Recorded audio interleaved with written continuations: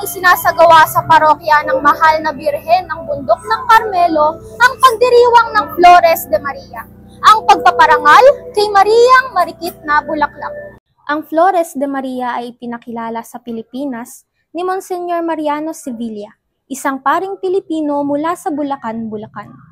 Noong 1867, isinalin niya sa Tagalog ang isang aklat-dasalan na siyang naging pangunahing gabay sa pagdiriwang ng Flores de Maria sa ating bansa. Ito ay pinamagatang Marikit na Bulaklak na sa pagninilay sa buong buwan ng Mayo ay inihahandog ng mga deboto kay Maria Santissima. Ang pagdiriwang ng Flores de Maria ay naiiba sa Santa Cruzan. Ang Flores de Maria ay pinapatungkol sa ating pagpupugay sa Mahal na Birhen.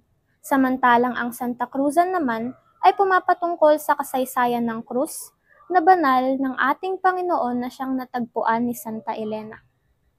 Sa ating parokya, ang rurok ng pagdiriwang ng Flores de Maria ay ginanap nitong nagdaang linggo, 18 ng Mayo. Pinasimulan nito sa isang banal na misa na pinangunahan ng ating kura paroko Monsignor Filemon Caperal at katuwang na pari Reverendo Padre Nelson Dalisay.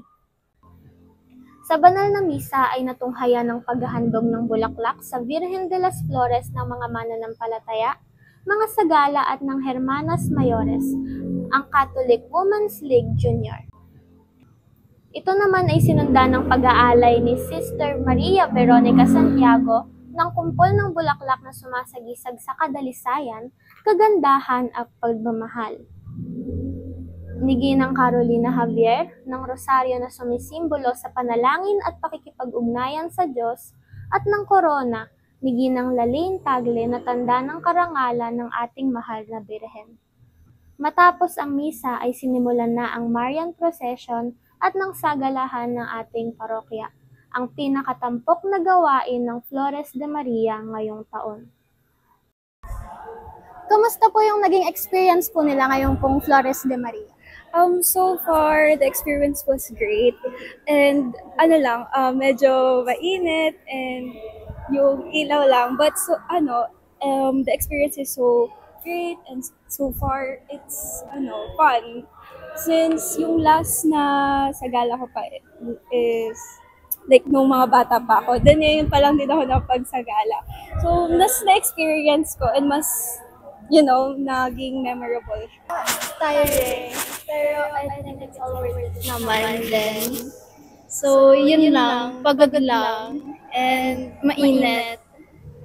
And it's fun din kasi first time kong magsagala, this like adolescence ako. So, ayun. It's all worth it naman. Ayun. Kasabay sa ating pagdakila sa Birheng Maria, tularan natin siya sa kanyang kapapaang loob at sa pagiging masunurin niya sa ating Panginoong Diyos. Kate Viseo, nag-uulat para sa Balitang Carmelo.